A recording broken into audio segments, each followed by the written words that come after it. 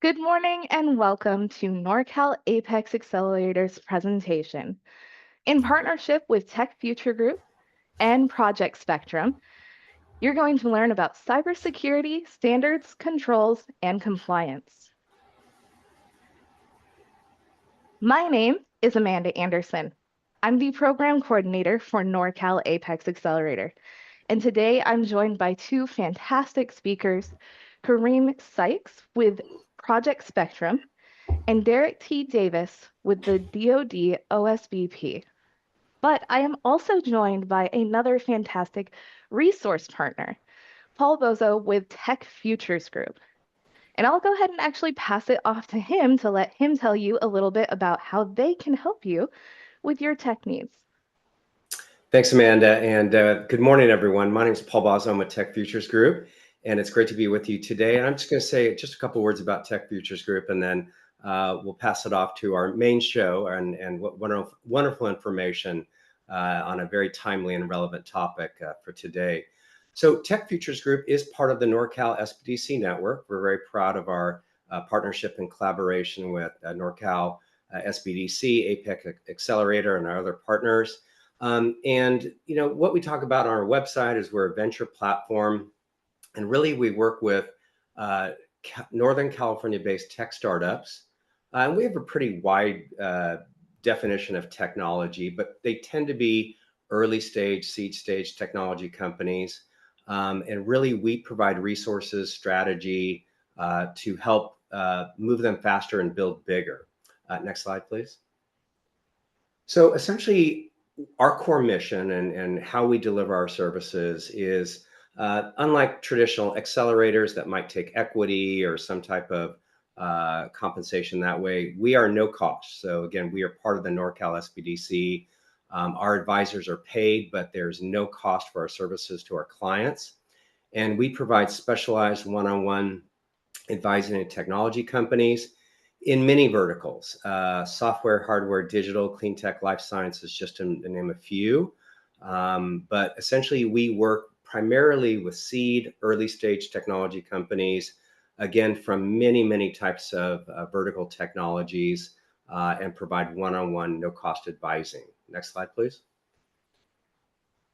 And this is really, we talk about value proposition. This is our value proposition as our advisors.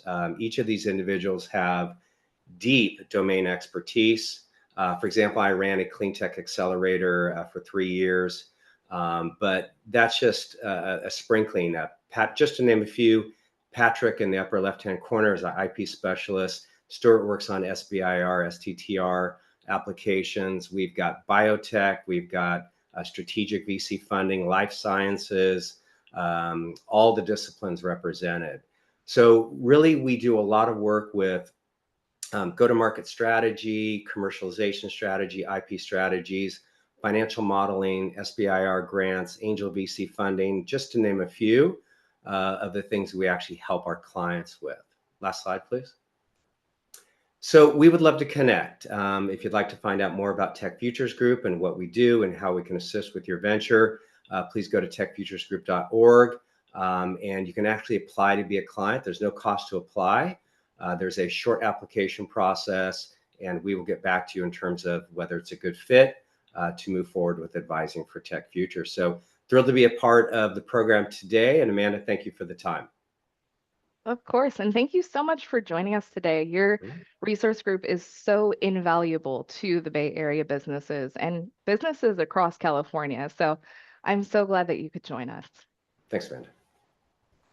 And before we get into the meat and potatoes of this presentation, I also want to let you know a little bit about Norcal APEX Accelerator and how we can help you with government contracting. So Norcal APEX Accelerator is part of a nationwide network of centers that are funded to help businesses, small, medium, and large size, with government contracting. Anything from your initial certifications and registrations and getting those in order to helping you find opportunities to bid on that you can win. And we can even help with compliance and the paperwork in the back end after you win your first contract. But what does that assistance really look like for you? At Norcal APEX Accelerator, our assistance is offered through three main pillars. First, our one-on-one counseling, where you can be onboarded as a client with us, and you'll be assigned to one of our procurement specialists, folks who have experience in government contracting for years and have been training to be able to help you. And once connected with your procurement specialist, you can set up appointments with them on your time. So whether you want to meet once a week for a month when you're first getting started to really get your feet under you, or maybe you already kind of know what you're doing and you just want someone to kind of look over everything with you, make sure all the T's are crossed, the I's are dotted. So maybe you meet once a month with your counselor. Either way, once connected with your counselor, you have that counselor in your corner, ready to schedule an appointment and help you with anything you need in government contracting. Our second pillar of service is our custom bid matching program. Now, this is also offered to our clients, and this is a service that our program actually pays for, but is able to offer to our clients at absolutely no cost. Again, Apex Accelerator services are absolutely no cost to you. So what this custom bid matching program does is it allows you and your counselor to define criteria that can help you find opportunities you're looking for. So maybe you can only offer your services in a certain geographic location. Or maybe your product is so niche and specialized that the product name itself can be a criteria. Your counselor can help you decide what you are looking for in these opportunities and help you set down this criteria. And once your criteria is set, our software will search federal, state, and local procurement sites for bid opportunities meeting that criteria, and it'll email them directly to you. It can take a lot of time and the tediousness out of finding these opportunities. And that's why it's one of my favorite resources. But our third pillar is another fantastic one, which is our resources and trainings. And the trainings you're actually taking advantage of now. We put on many in-person as well as virtual training events throughout the year, all at no cost and all available to anybody who would like to attend. We also maintain a robust website of links and resources for all of your government contracting needs. And the best part of this one is you don't have to be a client to access this. Whether you're in our service area in California, or maybe you're on the East Coast, maybe you're down in Florida, Texas, Maine, you are always welcome to check out our website and always welcome to attend our training events. So, if you haven't had a chance to sign up with Norcal APEX Accelerator, please do so. And if you're not within our service area, please do not fret. We are a nationwide network of over 96 centers across the US. There is absolutely an Apex Accelerator near you who can help you with your government contracting journey. And so with that, before I pass it off, I do want to mention a bit of a disclosure. And this is because this event is being recorded, so we want to make everybody aware that the information provided herein is accurate to the best of the presenter's ability at the time of this presentation. Some or all of the provisions mentioned herein could or may be changed by the current administration, with or without prior notice. And with that, I'll go ahead and pass it off to Mr. Kareem Sykes for the Project Spectrum presentation. Thank you so much, Amanda. And if you could make me presenter, I'll go ahead and bring up slides here for Director Davis and I to Absolutely. review. You should be able to share from the bottom, but I will Yes, go I ahead and see make it you now. co-host. Nope, I've got it right there. Amazing. Amanda, I love your background. It's great. Thank you, Director Davis. Is that in up north in Humboldt area? It is. It's actually Trinidad, which is a city about 20 minutes up north from where I live. It's one of the best beach spots. I'm on my way. Excellent, Director Davis. We're here, on I think there couldn't be a more appropriate time, frankly, to be talking about cybersecurity, particularly in lieu of the final rule that was published there for CMMC, which lends us to the offerings with which Project Spectrum certainly speaks to. Did you have any comments at the outset there, Director Davis? Yeah, yes, thank you, Kareem. And before you get started, and so obviously this is an exciting month for us, Kareem and I. This is, Cybersecurity Awareness Month. I live for this month, but also Kareem and I, we live for helping small businesses, right? And we like to look at it as cybersecurity is an enablement feature to make you faster to grow your business, not slower. And I know at times it can feel that it probably slows you down, but like with anything in life, the more prepared you are, the better suited you are to be aggressive, to win. And we think cybersecurity is the same thing here. And what we've done in our office, which Kareem will go into, is we have the Project Spectrum program. There's other programs within the agency, and there's resources that we have in our office to help small businesses bring that innovation in the private sector to the public sector. We want to encourage you guys to help us out, to win business, but ultimately to encourage you guys to help us with innovation, because ultimately for DoD, we're trying to protect the warfighter. So if you think about an 18-year-old or 19-year-old kid from Northern California that flies abroad to do a task because they signed up to fight for our country, you may be providing a product or service for that, whether it be something as simple as communicating with their families, food, uniform, or something tactical. And so we want to encourage you guys to continue with the innovation, but we also want to encourage you that we support you through cybersecurity investment and other programs. So thank you. That's excellent. Just a few reminders again, please make sure that your microphones are muted. Thank you, Director Davis, for that segue. I think that brings us right into kind of, what our agenda is and what we really want to sort of focus this discussion on. And that is, Project Spectrum's mission, right? The centrality of it is that we're here to educate businesses in the landscape of cybersecurity. But we're also here to look at and help you guys understand what federal regulations, both existing and impending, are there and relevant to your cybersecurity journey there, or compliance journey, I should say. And when we think about how Project Spectrum can just assist, right?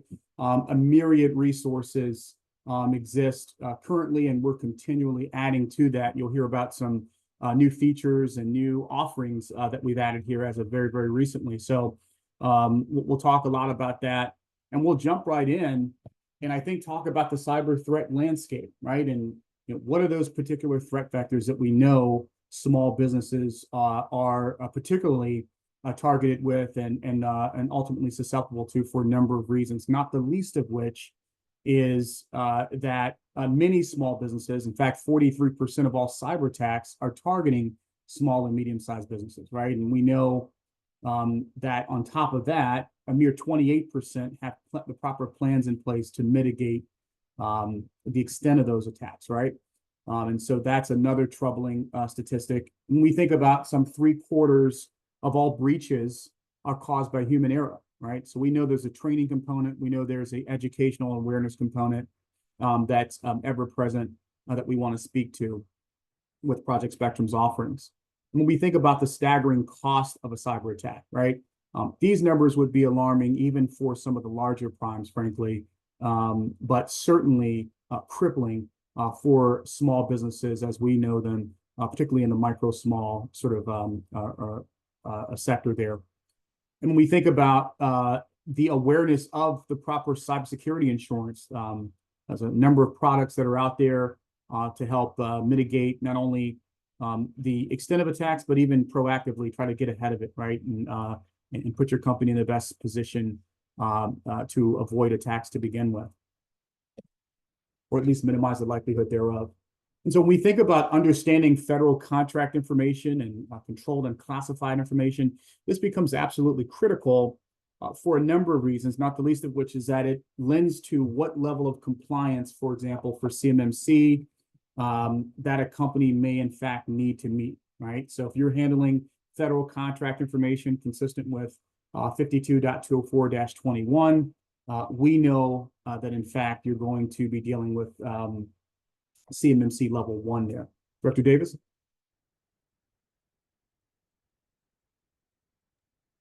I'm just looking at the comments. Sorry, Karina, make sure there's many questions in there. So you can keep going. I'm just looking through that just because it makes sure there's nothing that they're asking that we may not want to cover until the end. So let's go ahead. Roger that. Okay. And then, of course, if you're handling a CUI, that is controlled unclassified information, what level does that necessitate, right? And so depending on the criticality of that CUI, you're going to be at CMMC level 2 or 3, right? And we have ways in which you can engage with us to help you understand that. We'll talk more about that here shortly. But a few examples on the right-hand side, both of FCI at the upper and then the lower right for CUI. And so we want to make sure that we're crystal clear to the small business constituency that leverages Project Spectrum about what are the types of data, what are the types of information that you would either be processing, storing, transmitting in your environment and with those with whom you are connected with, whether it be small other sub-tier contractors or prime contractors that you're engaged with, and certainly any information that's exchanged with the government, right?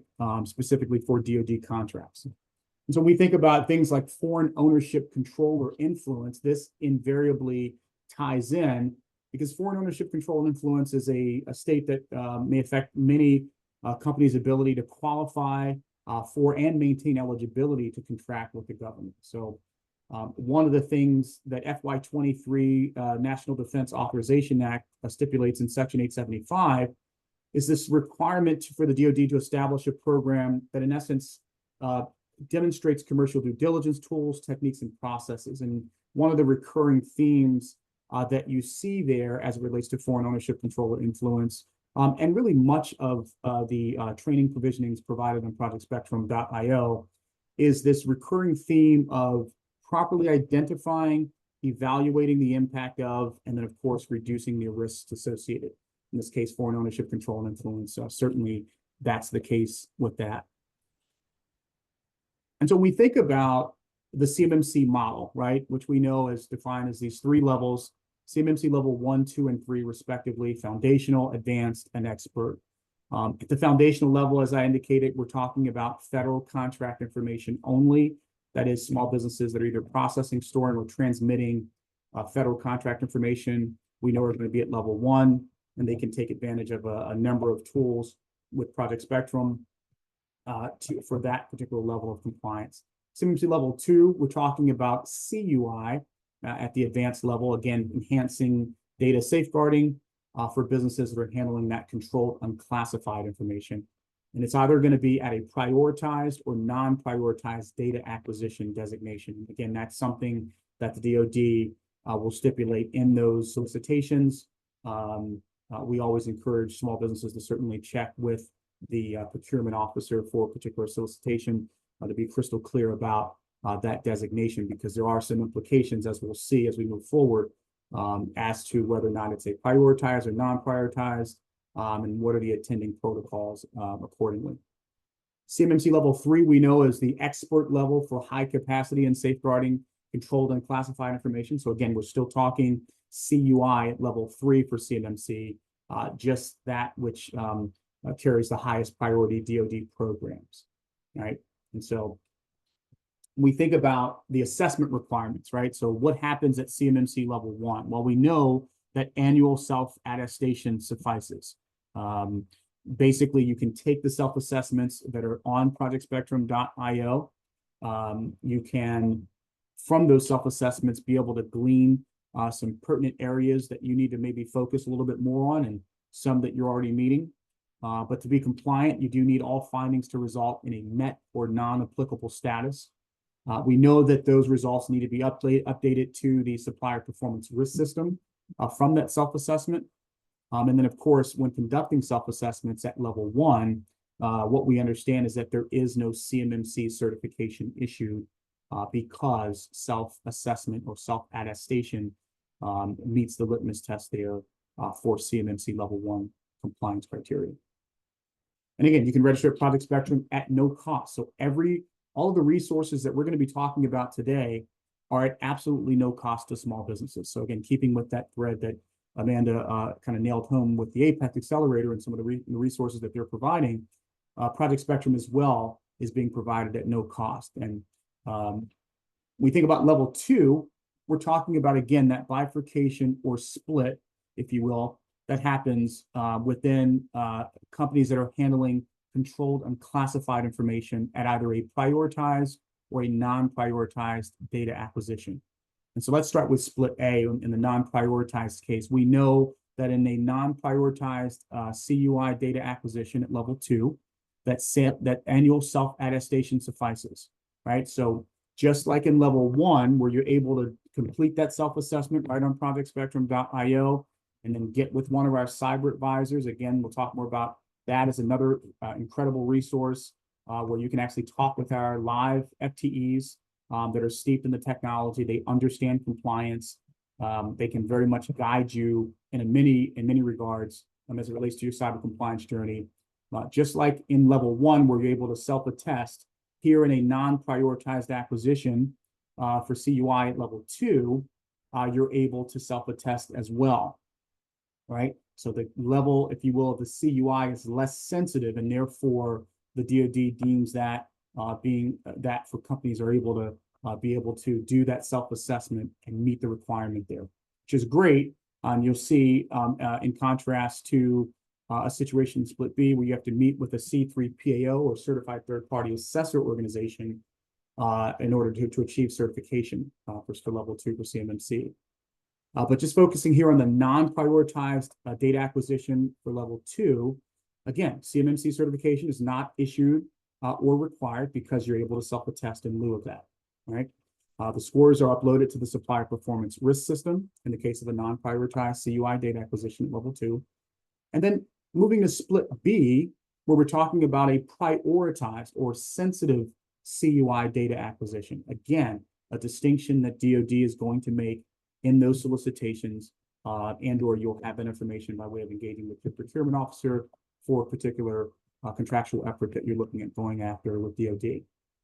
We know there's going to be a triennial every 3-year cycle assessment associated with a prioritized CUI data acquisition at level 2.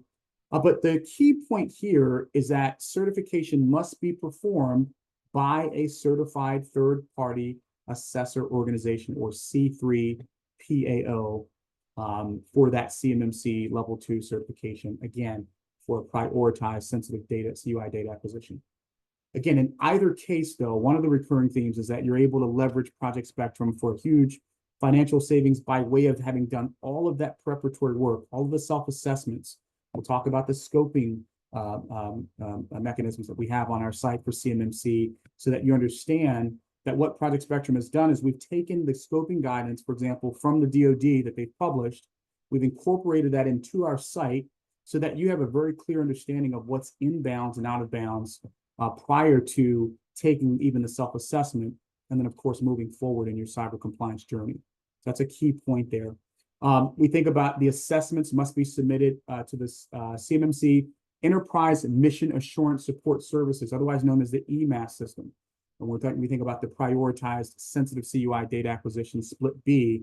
Notice that distinction that you need to upload your certification scoring and so forth to the Enterprise Mission Assurance Support Services system. And then for CMMC level 3, we're talking about a triennial every 3-year cycle assessment. Again, if you recall from the other slide, we're talking about the highest priority programs where CUI is being either transmitted, stored, or processed. And because it's for those highest priority programs, the DIBCAC, as it were, under DCMA, the Defense Industrial Base Cyber Assessment Center, will administer that actual self-assessment, or that actual assessment audit, right? And so again, key point there. I want to talk a little bit about kind of a CMMC compliance journey. So what is the process, if you will, overview for meeting CMMC compliance requirements utilizing Project Spectrum? And we have, if you will, an 8-step kind of process by which we envision you working with not only the resources on our site, but as well in concert with our cyber advisement team, which is fully available to you once you register at projectspectrum.io. It takes very little time to do so. But again, at that point, you have access to the full suite of offerings by Project Spectrum. So what's step one? First, identifying the appropriate level of CMMC compliance. And that's something that if you're not aware of, working with our cyber advisors, we can help you with that. Again, digging into some fact-finding questions. First and foremost, what types of data, or rather what types of contracts that you're going to be pursuing, what types of data might be transmitted as a result of those types of contracts that you're going after. So are you dealing with federal contract information and you're at level 1 for CMMC, or are you dealing with CUI, which puts you in either level 2 or 3? And again, we can help you with that delineation. So at step 2, once we understand that appropriate level of compliance, or the intended level of compliance, we know that we're going to do some scoping guidance with you. So we're going to take the scoping guidance. We're going to ask you some questions right on projectspectrum.io to kind of help distill in very clear terms what is inbounds and out of bounds relative to your compliance journey, right? And then we're going to have you do an actual self-assessment. We call it a pre-self-assessment, right? And that's a way that we can have you take a look at those questions, answer them as candid as possible, and then look at, in step 4, any gaps that might exist between the appertaining requirements versus what you're currently doing in your environment, your infrastructure from a cybersecurity perspective, right? And so from that gap analysis, we're then going to move to step 5, if applicable, right? Because we know, for example, at CMMC level 1, there is no call for a system security plan. Although it is extremely helpful, I think, to have it at any level, because again, it sort of codifies how and with the ways in which you're handling information in your environment, and so it's always a good thing to have. But again, if applicable, at step 5, we're going to help you with not only understanding what a system security plan encompasses and what that might look like relative to your specific compliance journey, but you can also talk with our cyber advisors about what things need to go into that, what templates are available, what assistance can they provide you in the way of guidance relative to that system security plan. Implementation of security controls at step 6. That's where the rubber really meets the road, right? So again, going back to step 4 and some of that gap analysis you're able to do, some of what you're able to glean there, that's going to inform the implementation of security controls. But that's going to happen right after, or rather right before that. We want you to be able to take the gaps that you've been able to identify and leverage, for example, some of the micro course offerings, which are CMMC centric, course specific CMMC controls, training videos, smaller in length training videos, but still information packed, that speaks specifically to a number of the controls with which you might be struggling with, right, to implement. And so we can educate you about those before you get to that process where you're actually implementing those security controls, right? Again, educational awareness, and then ultimately implementation. When we think about step 7 there in the red, we're talking about the preparation of documentation and evidence, right? So not only for audit purposes, right? But we know that there are, subcontractor flow down clauses, meaning if a prime contractor has a certain requirement to meet a certain level of compliance for CMMC, that also flows down to those sub-tier contractors. And it's in, we know that the prime contractors are going to be held responsible for that, but you having that documentation at the ready, I think, puts you in a better position on a number of fronts, not the least of which is in the case where an audit comes down the pike and you need to be able to substantiate, that you are in fact meeting those requisite controls. Then finally, we think about conducting the final self-assessment. So if you need to take that self-assessment, again, having incorporated some, if you will, feedback from what you were able to glean from that gap analysis, you want to go back, implement that at step 6, and then now you want to take that as self-assessment again so that you understand what it is that you've improved on, and what areas that you were able to address from that initial self-assessment. So I think that's the idea in that 8-step process. Again, making sure that you're meeting the requisite controls, that you're documenting things appropriately as well. So again, we talked about identifying that appropriate level of compliance, again, and how that's going to be predicated on whether you're handling federal contract information or you handling controlled and classified information, right? This is just a visual, if you will, of the actual scoping assessment, which again, you can do right on projectspectrum.io. It's a great precursor before you get into the actual self-assessment. Again, level 1 is going to focus on federal contract information only, those assets attending there. And then, of course, it's going to cover those 6 family domains at CMMC level 1. And then for the scoping for CMMC level 2, by contrast, we're talking about CUI assets, right? Controlled unclassified information for level 2. And then again, that's going to cover those 14 family domains. And in the case where you have to produce a system security plan, again, we have those training courses that speak to that, as well as plans of action and milestones and all of the things that appertain. Step 3, we're talking about the actual CMMC level 1 self-assessment. So again, no cost to do this. It adheres to the FAR Clause 52.204-21, as well as NIST 800-171A. And you can see on the right here, just a visual. Two key things I want to point out here is the fact that we offer that tooltip feature where if you hover your mouse just beneath the question that we're asking you on the self-assessment, in this case for CMMC level 1, if you didn't know what authorized access control entailed, not only do we have that tooltip feature if you hover your mouse there, but then we also have an explainer video that we thought would be helpful, kind of an animated, short length, just 3.5-minute video that kind of explicates exactly what that particular question is asking you in case you were not clear at the outset. And so again, the key thing here is that to be compliant, the contractor needs all findings to result in a met or non-applicable status, right? We think about the performance of gap analysis. We talked about the criticality of that insofar as it being able to uncover any areas that we need extra work on, right? That we need to really hone in on for certain controls that we're not meeting. The findings report that we're going to produce right on projectspectrum.io, which is, I think, very, very critical, is going to lay out that. It's going to delineate that very clearly, right? Not only what your score is, but what are those areas that you need assistance with, right? Which, again, can inform the discussion that you might have subsequently with one of our cyber advisors. Those businesses are able to use that findings report to not only begin that gap analysis, but also identify those control results.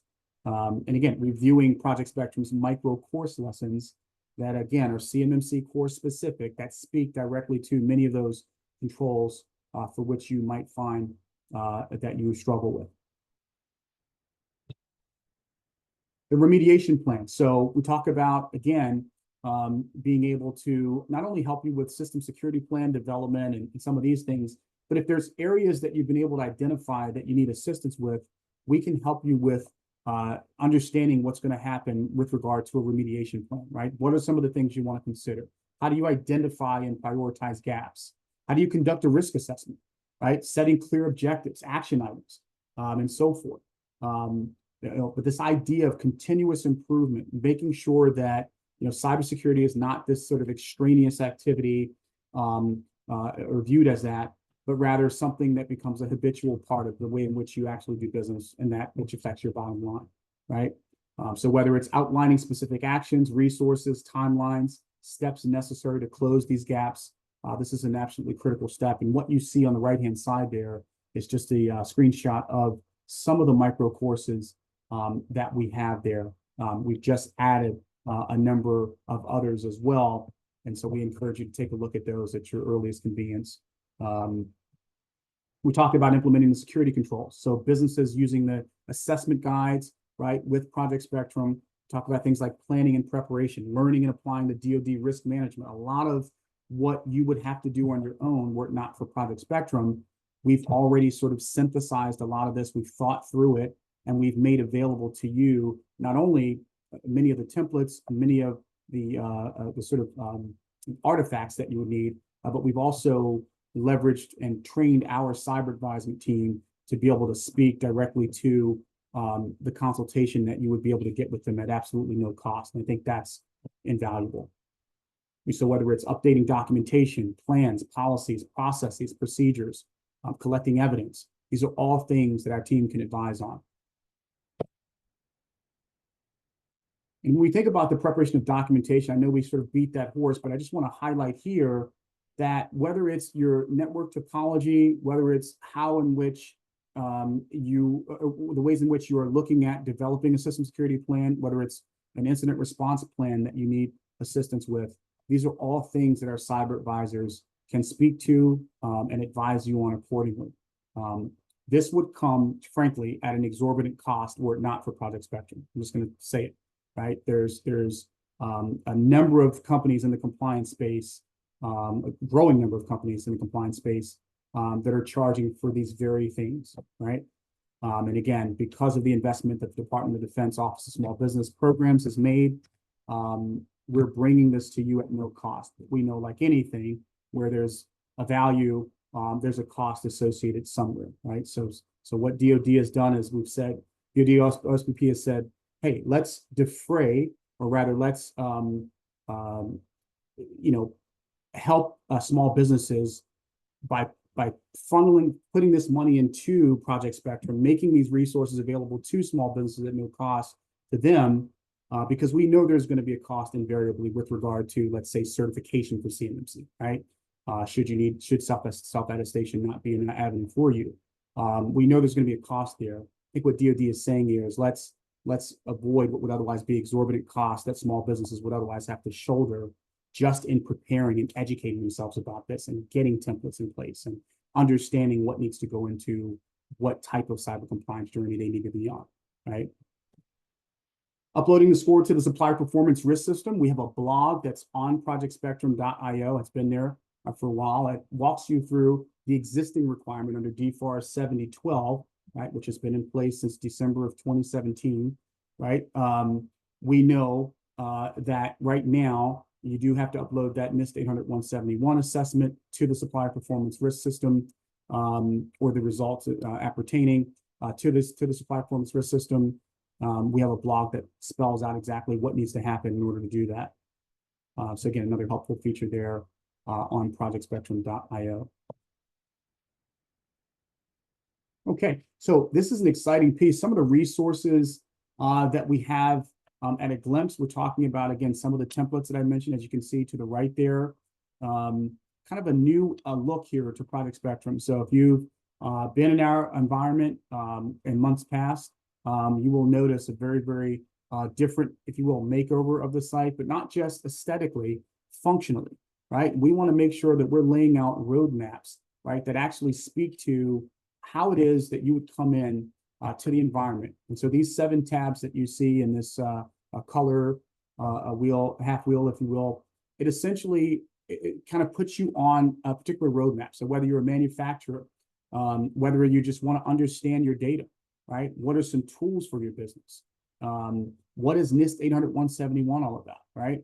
CMMC more broadly, we're going to help you kind of delineate that. And then again, whether it's numerous short cybersecurity informative videos, the newest iteration of our site essentially includes not only new micro lessons, right? So new actual coursework, but a virtual help desk. And this is invaluable here, frankly. This is where you can actually, from the site, be able to engage directly with our cyber advisement team by way of clicking a little icon, and you'll see here in a second, where you can actually get to our cyber advisors and ask those pertinent questions that you have relative to your cyber compliance journey, right? So again, customized roadmaps are very, very key to some of the new iterations on the site there. Pillars of knowledge, right? So one of the things we wanted to do was wanted to figure out how could we lay out the information in such a way that it's palatable to the different types of folks that are coming into our environment, looking for different things, right? So whether you're looking for business tools, whether you're looking for a specific focus area, we wanted to make sure that we laid things out in a way across these 8 pillars that you see in blue there, that wherein you can engage and get right to what it is that you're trying to either educate yourself on a little bit more, And again, you always have that cyber advisor at the ready. And this, by the way, in the lower right of the screen is that little icon, a little question mark, and that yellow circle there. Little box will pop up for you to be able to put in some information about kind of what it is you're looking to get help with, a summary of it, as well as your contact email address. And our cyber advisors will get back to you in short order on what it is that you've asked about. And so whether it's, and we talked about those informative videos, whether it's the cybersecurity kill chain, whether it's manufacturing vulnerabilities, strategies of readiness. I mean, these videos are out there for consumption. We've thought through them carefully, right, to make sure that there's a value add for the different folks that we see coming into the environment. Again, a range of topics, industry forecasting, identifying data types, right, all things pertinent to your cybersecurity compliance journey, right? That virtual help desk, we certainly encourage that you utilize that because we've made sure painstakingly that we've thought through how this would be a value add to folks directly from the site. And of course, you can always reach out to us at outreach@projectspectrum.io. So what are some of the differentiators, right? So we know that we have full scope training courses. We know that we have 26 micro courses that are providing training on CMMC core controls I talked about. But there's also do-it-yourself tools enabling companies to conduct self-assessments against the NIST and CMMC standards. We think about strategic partnerships, right, with the DoD Mentor Protege program. So we're engaged intently with those companies in that cybersecurity pilot program as part of the DoD Mentor Protege program, right? So our cyber advisors, when they're not providing world-class service to you all as small businesses and industry, they're also working with those mentor protege companies for the cybersecurity pilot, right? Kind of walking them through what that compliance journey looks like. But again, providing expert cybersecurity practitioner advice, sponsored and endorsed by DoD OSBP. Again, self-paced training tools and resources, whether it's SIM solutions, SaaS solutions, or government regulatory compliance writ large. You're able to see on that third-party tools page of our site how you can engage with other companies that can provide some of those services. That's another feature to Project Spectrum. Again, as opposed to having to go to a bunch of different sites and sort of synthesize that information and figure out what's pertinent to you from a cybersecurity compliance perspective. So again, a lot of resources there. And how can you connect with us? Well, those training webinars that we're going to be doing. In fact, we have one just tomorrow, actually, where we're going to be talking about cybersecurity compliance. So we encourage that you join that. If you're already in our environment, you can you would have gotten an email on this because we do blast emails to anyone that's in our registrant base. So we do those blast emails on any pertinent topics. For example, the issuance of that final rule for CMMC on October 15th.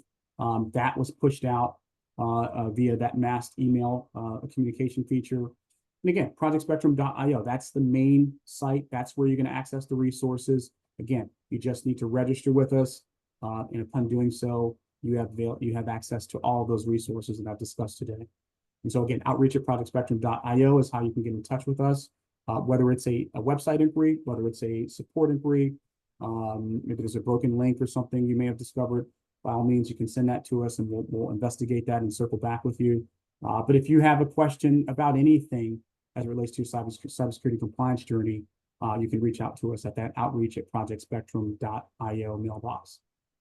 We're also on social media, so LinkedIn, X, as well as the YouTube channel that we've created for Project Spectrum. Some animated vignette style videos that we have there as well, which talk about some training content as well. So again, no shortage of resources. We encourage that you do not hesitate to register with us today at projectspectrum.io if you're not already registered. And even if you are, feel free to reach out to our cyber advisors with any questions that you may have. And with that, we would ask finally that you help us shape our presentations as we move forward. One of the things that helps us get better is feedback from you, and we're very, very serious about that. You can send those to communications@echelon.com, and they'll actually provide you with a training evaluation form. But again, we absolutely not only welcome your feedback, we really need it. right? So your guys are going to tell us how we can get better, which is our number one goal, aside from assisting you on your cyber compliance journey, right?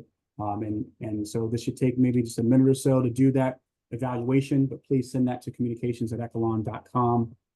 With that, I'll take some questions. Okay, so Amanda, I saw a group of questions in the chat, right? Some of the questions are fairly technical, and I can take those questions on.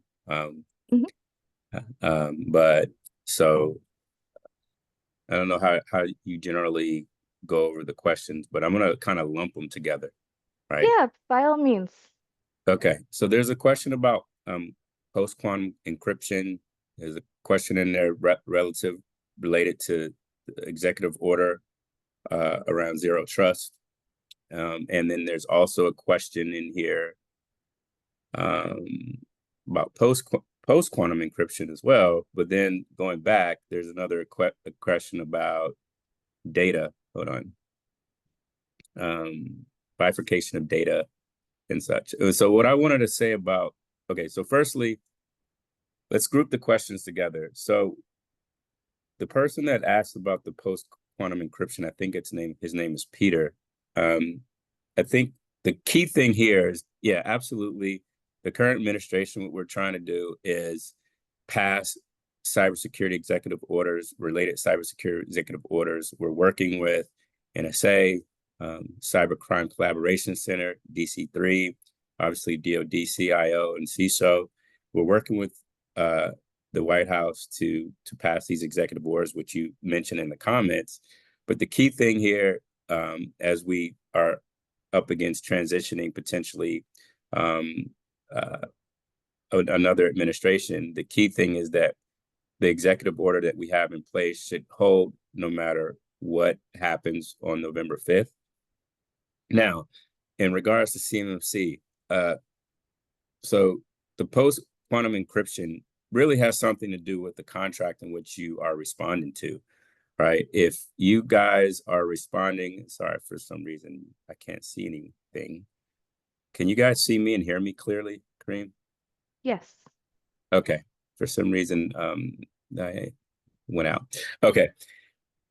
Yeah. So you have to be careful and look at the contract in which you're responding to.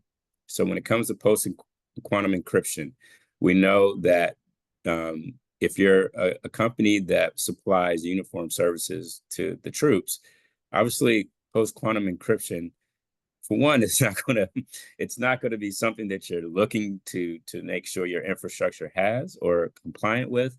But at the same time, you may not have those resources within your organization, right? And I almost 100% can assume that the RFP that you're responding to is not going to require your uniform company to actually have that encryption embedded in your payment system or in some type of your infrastructure. So looking at your RFP and what the requirements are key. In terms of, there was a question around, there's a question around, geez, I'm trying to find it, data. And I can't find it now because there's a bunch of questions in here. Let's see. I'm trying to peruse through this and get this one question that I think is key that everyone hears. No, I can't find it. Okay, I'll just paraphrase it. So basically, level 2 and level 3 are key, right? Level 1 is self-assessment, like Kareem said, but level 2 and level 3 are key. If the RFP you're responding to requires a level 2 CMMC, a level 2 of CMMC, you have to go through that, and also with the C3PAO, right? It's also going to tell you what type of data or bifurcation you're going to need in order to proceed. So please don't make any assumptions on how to proceed or how to respond or what to respond to. Anytime you're going out there looking at solicitations, please read the solicitation in detail, and it will give you all the requirements that are necessary in order to compete. If you get too deep in the weeds and try to be everything to everyone, what will happen most likely is you will not get down selected. Okay. When it comes to zero trust, if you're a tech company and you're providing tech services, yeah, look at the executive order, see what's in there and how that zero trust philosophy and the executive order relates to what services you're providing. Also, if you're providing zero trust services to us, please keep in mind what that looks like and how you can tailor what your service you're providing to what RFP or what service that we are requesting.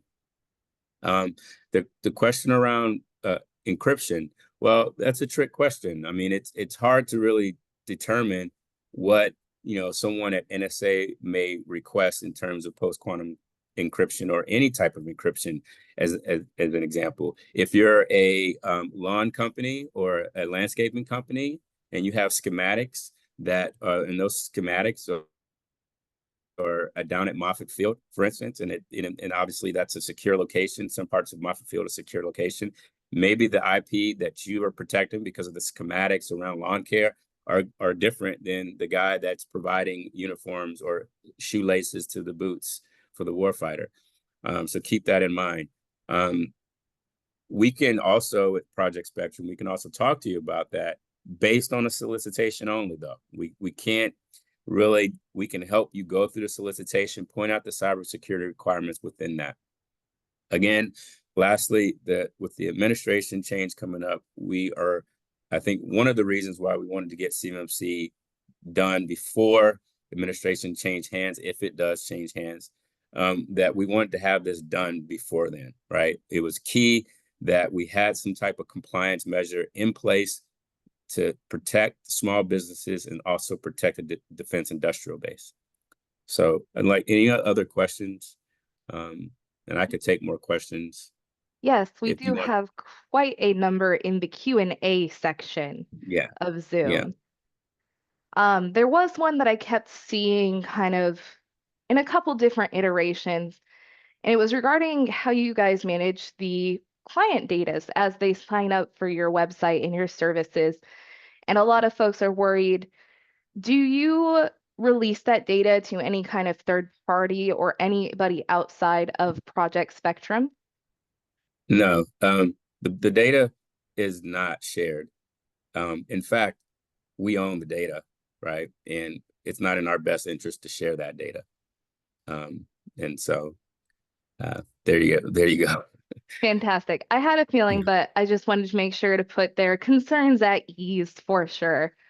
And then we'll just go ahead and start at the top. Unfortunately, we won't be able to get to all of these fantastic questions, but we will try our best. So could you provide some examples of what FCI and CUI data or documents may look like? Like, what are they kind of queuing in to know if it falls under those? Kareem, you want to take that one since that's Yeah, absolutely. So when you think of, for example, the most obvious that I think about, if we're talking about federal contract information, even something as simple as the RFP itself, right, or the RFI responses that you might have in regards to that RFP, right? Contract performance reports, process documentation. These are just some that you see on the screen in the upper right here. And then we think of CUI examples, proprietary business information when in the hands of the government, right? That would be an example of controlled and classified information. SBU, FOUO, anything that would carry those designations would certainly fall in that realm as well. So that's just a couple there for you. Hopefully that answers that question. Absolutely. And if you guys need any help kind of defining that, or you're still a little confused, I'm sure that our counselors would love to help you define that. Tech Future Group counselors would love to help you define that, as well as Project Spectrum. I'm sure you guys can help kind of clarify that as you need. Absolutely. Fantastic. And then Tiffany was wondering if it's safe to say that any contractor doing work with DoD, except those offering COTS without modifications, should have CMMC level 1. Well, again, if you put it like this, if you want to do business with the DoD, yes, level 1 is is the low bar, right? It's not, you know, it's you definitely will have to have that level 1 assessment. But remember, it also depends on the requirements, right? And so also, which I don't know if we mentioned this, but you have large contractors like Lockheed Martin, Northrop Grumman, Raytheon, these large prime contractors that a lot of times as a small business, you may attach yourself to. They will have different requirements because remember, your resume is ultimately their resume if you guys end up responding together. So keep that in mind. Always look at the solicitation, but also if you're working with a large prime, see what their requirements are. And also, you know, it's key to saying, you know, you don't have to get ready if you stay ready. Make sure you are secure, you're following guidance, you're knowing what the recent news is or surrounding CMMC or any other regulation or governing body out there that may affect the business in which you're managing. So keep that in mind. We publish things all the time, business.defense.gov, Project Spectrum. We publish things, our LinkedIn, and then also the executive orders coming out of the White House. If you go to whitehouse.gov, they have a small business website. Also, the Small Business Association. I did a talk for the Small Business SBA the other day. Same thing. So just please keep those things in mind. Fantastic. And since we are running out of time, I have one last question, and it's a fantastic wrap-up question. Someone was wondering how many advisors Project Spectrum has on staff, and on average, how quickly can they set up an appointment to assess their needs? So Kareem, you can answer that one. Yeah, what I'll say at the outset to that is that we have no issues with regard to bandwidth. We've not had any issues with regard to responding. We have an internal sort of SLA of 24 to 48 hours, right? And that's really more like 24 hours within that. We usually beat that SLA substantially. And so again, that's at outreach@projectspectrum.io. You can get directly in contact with our cyber advisors. And again, they're at the ready to assist you with regard to your cyber compliance journey. Fantastic. And with that, I do see that we have a lot more questions and all really, really good questions, but we are out of time. And if anything you take away from this presentation is that you don't have to figure this out alone. You have resources at absolutely no cost available to you in Project Spectrum, in Norcal APEX Accelerator, in Tech Futures Group. We're all resources that are here to help you figure this out. It can be very confusing, it can be daunting, but you don't have to go at it alone. So with that, I would like to thank all of our speakers, Kareem, Derek, Paul. Thank you all so much for joining us today for this presentation. Take care. And as you all leave the presentation, you will be redirected to our feedback survey. If you have a moment or two, we always appreciate your feedback, whether it's critique, you wanted to see a different presentation, you wanted to see different content, please let us know. We do these presentations for you. So if you'd like to see us do it differently, or maybe you want to see a completely different content presentation that we can do later on down the line, please let us know. But in that same vein, we always love to hear the positive things that you took away from this. Maybe you got your questions answered and it made so much sense and clarified cybersecurity for you. We would love to know what you thought we did really well so that we can continue doing that really well for you. So if you do have a moment, we would always appreciate your feedback. But thank you all so much for joining us. And I hope you have a fantastic rest of your day.